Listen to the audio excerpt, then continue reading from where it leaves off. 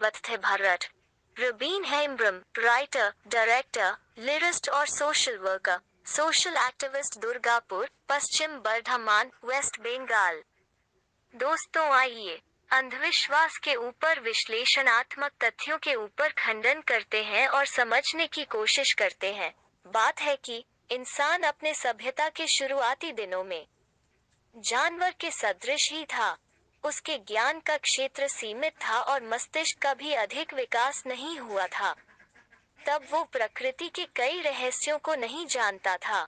तब उसे नहीं पता था कि पौधा कैसे उगता है, बिजली कैसे चमकती है, आग क्या होता है, स्त्री पुरुष के सहवास से बच्चा कैसे पेट में चला आता है। इंसान को कई प्राकृतिक आपदाओं का सामना करना पड़ता था, जैसे बाढ़, भूकंप, महामारी, अकाल आदि। तब उसे नहीं पता था कि यह सब घटनाएं कैसे घटती हैं। वो परेशान था। इन परेशानियों के कारण और प्राकृतिक शक्ति खुद से बड़ा समझने के कारण उसने उसे चेतन समझा। वैसे ही जैसे इंसान है, उसने उस शक्ति और रहस्य को खुश करने की सोची। उसे अपना सबसे प्रिय वस्तु देना शुरू किया और उसकी पूजा अर्चना और इबादत शुरू की। हालांकि तब के तरीके अब के तरीकों से काफी अलग थे। अपने डर, दुहक और अज्ञानता से मुक्ति पाने के लिए इंसान ने भगवान को बनाया। बाद में उसने उसे अधिक व्यवस्थित करने के लिए धर्म बनाए, मजहब बनाए, तरह तरह की उपासना पद्धति बनाई। जो व्यक्ति समुदाय में सर्वाधिक होशियार था, उसे पुरोहित बनाया। भगवान की प्रशंसा में दुनिया के पुरोहितों ने हजारों किताबों का सृजन किया। उन किताबों के हर पन्ने पर उन्होंने भगवान की इबादत लिखी। समुदाय में जो सबसे होशियार होता था और प्रकृति की शक्तियों को थोड़ा बहुत समझता था, उसने अपने ज्ञान और अनुभव को भी उस काल्पनिक भगवान की देन बताया। उस देन को पूरी समुदाय के सामने रखा। देर सबेर लोग उसको मानने लगे। चूंकि ज्ञान का हर समुदाय में अलग अलग तरीके और परिस्थिति में विकास हुआ, हालांकि वे आपसी संपर्क से एक दूसरे से प्रभावित होते रहे और प्रभावित भी करते रहे। इन्हीं कारणों से कई प्रकार की उपासना पद्धति और भगवान की संकल्पना बनी। सभी समुदाय अपने धार्मिक और ईश्वरीय ज्ञान को श्रेष्ठ समझते रहे। नए नए महापुरुष तथा कथित पैगंबर, उद्धारक और दूत की तरह आए। उन्होंने पुराने ज्ञान में इजाफा किया, समय के साथ उसमें बदलाव भी लाए। इन संकल्पनाओं, उपासना पद्धति और ज्ञान के मिश्रण से कई प्रकार की परंपराएं भी विकसित हुई। इंसान अपने ज्ञान, अनुभव तथा प्रकृति पर विजय पाने की क्षमता के कारण खुद को सबसे श्रेष्ठ प्राणी समझने लगा। चूंकि इंसान प्रकृति की शक्ति से डरता था और अपने से उसे श्रेष्ठ समझता था, उसने सोचा कि इसके पीछे की शक्ति जरूर इंसानी शक्ति से भी बड़ी शक्ति होगी। इंसान ने अपनी श्रेष्ठ समझ से ईश्वर को परिभाषित करना शुरू किया। उसे भी चेतनशील, जीवित और इंसानी रूपों में समझा। अपनी कल्पना से इंसानी रूप में ही मूर्ति बनाकर मानना शुरू कर दिया। अब हर समस्या, भय, जरूरत आदि के समय इंसान ने उसे याद करना और उसकी उपासना करना शुरू कर दिया। उसने फिर भगवान को कल्पना में ही सही खुद से भी श्रेष्ठ समझने के कारण उसकी प्राप्ति को चरम उद्देश्य कहना शुरू किया। चूंकि वह किसी को मिलता नहीं था, इसलिए उसकी प्राप्ति को और भी महान उद्देश्य समझा जाने लगा। बहुसंख्य लोग धर्म और मजहब के काल्पनिक अफसानों को सत्य मानने लगे। उसे पाने के लिए प्रत्येक समाज ने अपनी समझ और सुविधा से उस काल के सापेक्ष परंपराएं और रस्मों रिवाज बनाए गए। उसकी खोज जारी रही, फिर भी वो मिला नहीं। दूसरी तरफ साथ ही साथ उसने पत्थरों के औजार बनाए, फिर धातुओं के हथियार बनाए। उन हथियारों से रक्तपात किया, नरसंहार किए, साम्राज्य बनाए, सम्राट बने और बहुसंख्य लोगों को गुलाम भी बनाया। कई बार धर्म के नाम पर भी, लेकिन फिर भी किसी को भगवान से मुलाकात नहीं हुई। लोगों को उसे पाने की इतनी लालसा बढ़ी कि किसी पुरोहित अथवा धूर्त इंसान द्वारा किसी को भ्रमित करना आसान हो गया। किसी ने हिमालय में उसका ठिकाना बताया, किसी ने नदियों के किनारों पर, किसी ने नदियों के संगम पर उसका ठिकाना बताया और कुछ ने पैगंबरों के जन्म स्थानों को। उन झूठे ठिकानों पर लोगों ने लगातार यात्राएं की।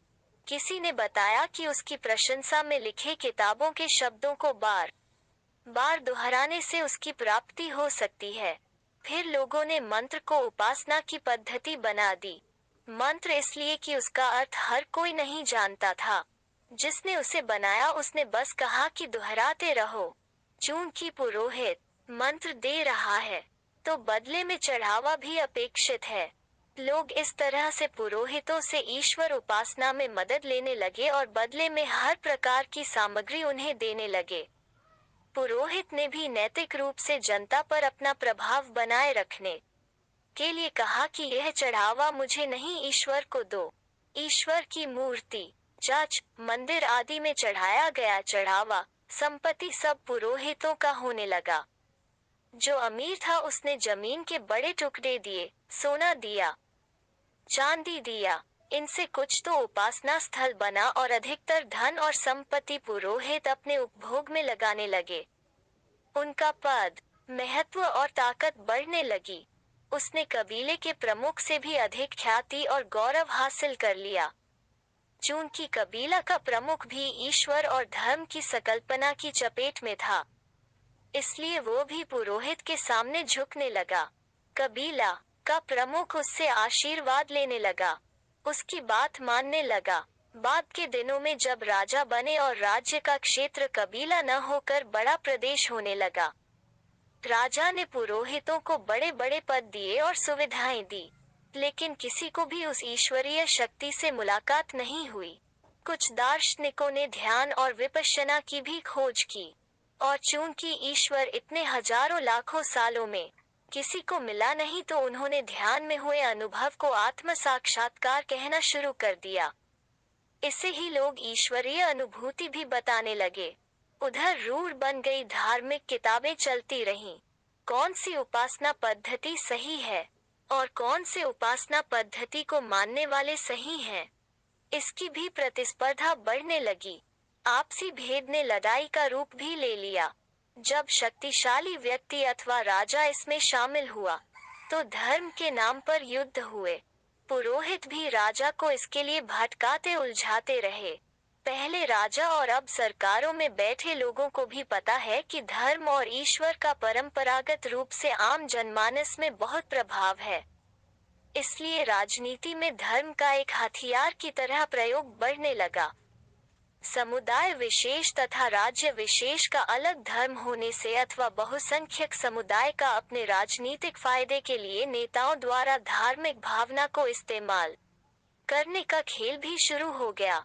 आज भी लोग उस ईश्वर की प्राप्ति के लिए और उसको खुश करने के लिए असंख्य निर्दोष प्राणियों की बलि दे रहे हैं। उन्हें तड़पा तड़पा कर मार रहे हैं, फिर उसके मांस को भूनकर खा जाते हैं, सब ईश्वर के नाम पर। ईश्वर को खुश करने के लिए लोगों ने इंसानों की बलि भी देने की परंपरा शुरू की। बलि किसकी? तो जो कमजोर होगा, कोई पागल, भूला भटका राही, गुलाम या अपना अथवा किसी अन्य का अबोध बच्चा, औरत की भी बलि दी गई। सती प्रथा तो याद है न? सब धर्म और ईश्वरीय विधान के नाम पर, मरने के बाद और जीवित रहते भी अच्छे जीवन के लिए। एक तरफ ईश्वरीय पागलपन, जिसकी शुरुआत अज्ञानता, भय और चमत्कार से हुआ था, जारी है। दूसरी तरफ हजारों हजारों लाखों लोग आज भी भूखे मर रहे हैं, स्वास्थ्य सुविधाओं की कमी से मर रहे हैं, किसान आत्महत्या कर रहे हैं, मंदिरों में प्रवेश के लिए लोग मरे जा रहे हैं। एक तरफ कितने लोग बेघर हैं और सड़क पर सोने को बाध्य हैं, दूसरी तरफ अंबानी जैसे कितने ही लोग आलीशान महल बनाकर इंसानियत पर मजाक बना रहे हैं। राजनीति मंदिर मस्जिद से निकल नहीं पा रही है और सरकार बलात्कार, हिंसा आदि को रोकने को प्राथमिकता में शामिल नहीं कर रही है। धर्म के नाम पर बाबा बलात्कार करते हैं, अय्याशी करते हैं, फिर भी जनता धर्म के नाम पर पागल बनी रहती है। उन्हीं बाबाओं की शरण में हमारे राजनेता और मिनिस्टर जाते हैं। हालांकि लोगों के लिए उनका ईश्वर कहीं नहीं आता मदद करने को। तब भी पागलपन है कि कम ही नहीं होता। चंद लोग अकूत संपत्ति के ढेर पर बैठे संसाधनों को अपने शिकंजा में ले चुके हैं और उनका शिकंजा बढ़ता ही जा रहा है। सरकार शिक्षा, स्वास्थ्य, रोजगार, आवास और भोजन भी सुनिश्चित नहीं कर रही। चुनावी मौकों पर उसी धर्म नामक हथियार से वे विजयी हो जाते हैं। इतना ही नहीं, भारतीय समाज में तो जाति वर्ण का विधान भी है, वो भी धार्मिक मान्यता प्राप्त। हर इंसान अपने कर्म की जगह अपनी जातीय पहचान से सामाजिक हैसियत पाता रहा है। किसी जाति विशेष में जन्म लेने मात्र से कोई व्यक्ति श्रेष्ठ हो जाता है और कोई निकृष्ट, जो ऐतिहासिक काल में जाति और धर्म के सुविधाओं के चलते श्रेष्ठ समझे जाते रहे। आज भी ज्यादातर संसाधनों पर उनका ही प्रभुत्व है। सत्ता के सभी स्रोतों पर उनका दखल है, जैसे धन, भूमि, धर्म, राजनीति, बड़े पद, तकनीक, जाति, लिंग आदि। इधर चुपचाप है, शोषित उत्पीड़ित बहुसंख्य लाचार है। उन्हें लगता है कि उनकी लाचारी और गरीबी का कारण पिछला जन्म का पाप है अथवा ईश्वर की मर्जी है। उन्हें यह चीज नहीं समझ आती कि ईश्वर होता तो लोगों से इतना भेदभाव कैसे करता। एक मासूम बच्ची के साथ उपासना गृह में बलात्कार होने के लिए छोड़ देता, भूख से एक परिवार को मरने देता, बाढ़ के दौरान और उसके बाद कमजोर लोगों को महामारी का शिकार होने देता, बच्चियों की खरीद फरोख्त होने देता। यह सब वे नहीं सोच पाते, क्योंकि वे व्यस्त हैं अपनी भूख के शमन के लिए, एक टुकड़ा रोटी के इंतजाम में। दूसरी तरफ जिनके पास सत्ता और संसाधन है वे सीख रहे हैं अपने धन और संसाधन को कैसे किया जाए एक ही साल में कई गुना। तकनीक इसमें मददगार साबित हो रही है। पुरोहित वर्ग को चिंता नहीं, क्योंकि उसका धंधा भी ठीक है और उनके परिवार और बिरादरी से बड़े पदों पर हैं। संसाधनों पर भी कब्जा है। ऐसे में वे नहीं चाहते कि सत्ता और संसाधनों पर आम लोग अपनी दावेदारी करें। इसलिए उन्हें धर्म और ईश्वर के नाम पर भ्रमित रखा जा रहा है। उनको लूटा भी जा रहा है, झूठी परंपरा और रिवाजों के नाम पर। लेकिन सबसे बुरा जो वे कर रहे हैं वो है उनके मस्तिष्क को पंगु बनाए रखना। इसलिए आज भी शिक्षा में कटौती जारी है। जाति के विरुद्ध कोई सरकार मुहिम नहीं चलाती, अंधविश्वास पर कोई कार्यक्रम नहीं बनाती, संसाधनों पर सबका अधिकार है ऐसा नहीं कहती, तकनीक और विज्ञान की पढ़ाई सबकी पहुंच में हो ऐसा नहीं करती। दरअसल सत्ताधारी वर्ग हर वो कार्य करने से बचती है जिससे आम जनमानस का मानसिक विकास होता है और उनमें सोचने समझने की क्षमता बढ़ती है।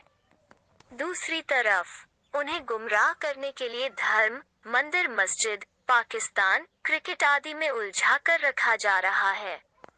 ऐसे में एक सवाल उत्पीड़ितों का उस ईश्वर अल्लाह गॉड से तो बनता ही है, हे ऊपर वाले, इतना भेदभाव, शोषण और गैर बराबरी पर भी चुप्पी क्यों?